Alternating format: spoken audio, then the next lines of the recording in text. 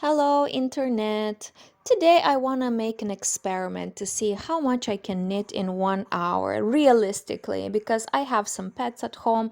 I have two cats, I have a dog, and oftentimes it's very hard for me to manage knitting with them around. They usually sit on my legs, sit on my knitting, they try to play with the yarn balls. So I want to make this experiment to see how much can I actually knit.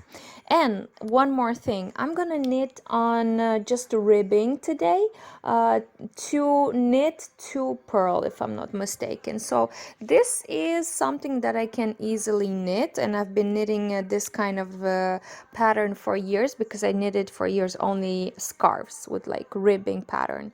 So I have this confidence that I will knit a lot, but let's test it because you know what happens. You have one thing in your mind, but in reality, it could be different. So I looked for some scrappy yarn because I'm planning to knit a doggy jacket for my friend's foster dog. So I finished the back side and I just found some red, some pink, some green, some blues, basically anything, any small pieces of yarn that I had laying around of only like 20 or 15 grams, and I cannot do anything else with them. I combine them and I put it together.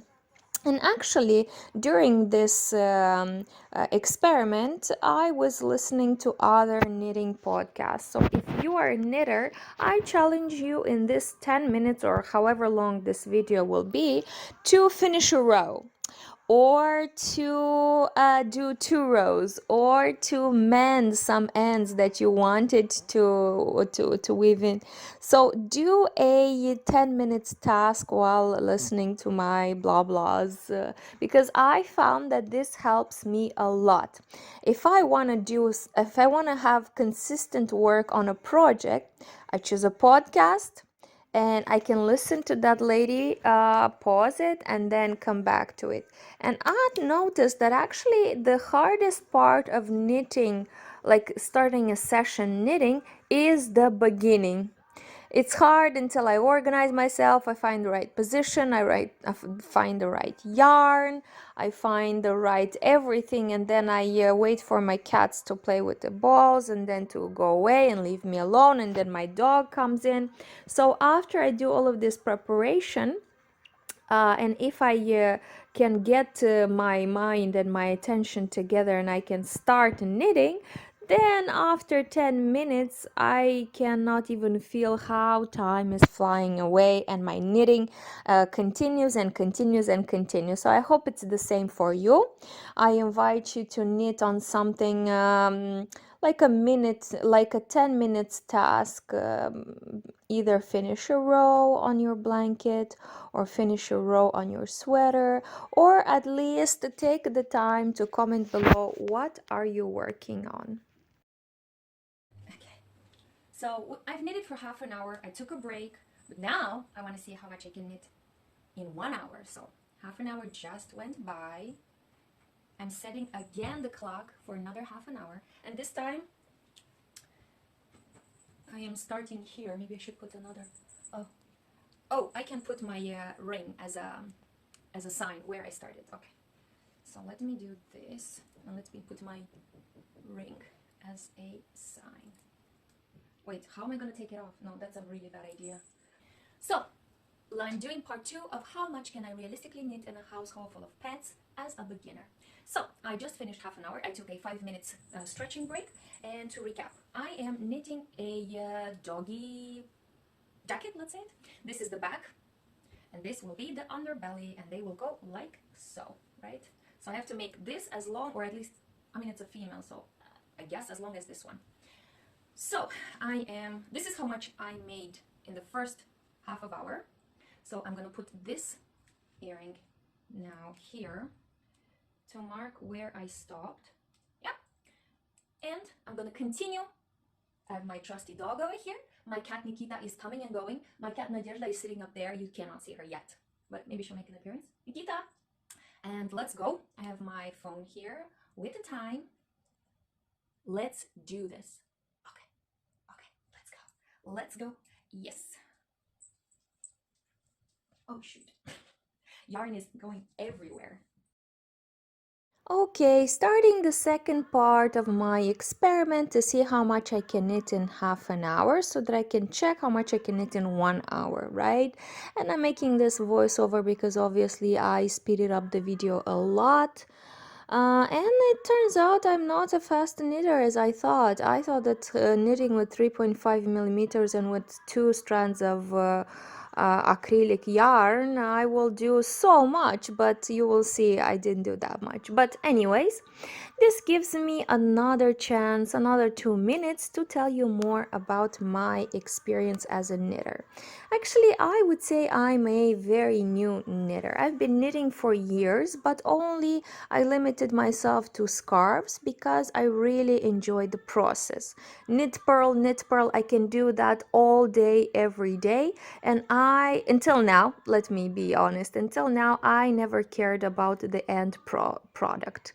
I didn't care about the end scarf because usually I would either gift it to my mom, who is kind enough to accept all of these clumsy knitting that I've been making for her, or I just knit and then unravel so I can knit again when I'm very stressed or overworked or burned out. But then I discovered this wonderful community online on YouTube, lots of knitters who not only do the process, but they ultimately end their projects and they wear it. They put a lot of thought in selecting them, and I want to do that. I want to do something new this year. So my goal for this year is not to only knit without any end or objective or guide or plan.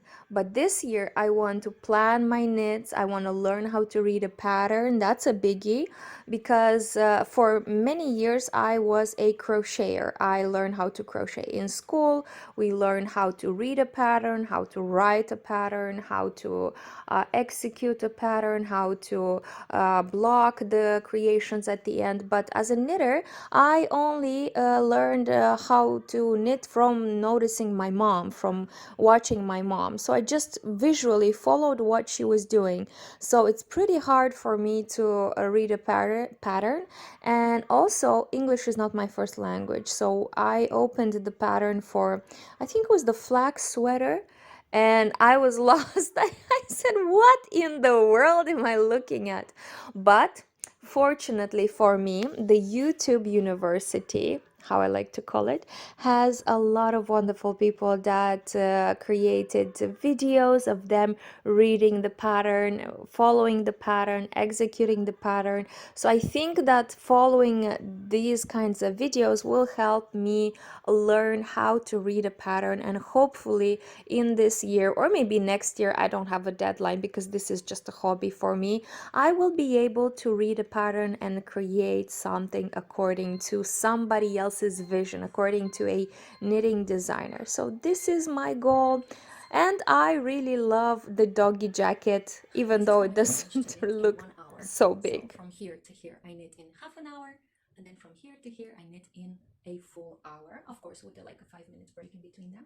And the idea is to create a dog jacket, and this will be the back, the part on the back, and this will be the part on the belly. So I still have a little bit more to go. I need to find more scrappy yarn to finish it. I have this much. And then I want to make a string, and I made especially some holes in on this side, and on both these sides to pull the string so that I can connect these two, because I don't have the measurements of the dog that I'm making it for, so it will be a adjustable one. This is all. Happy knitting.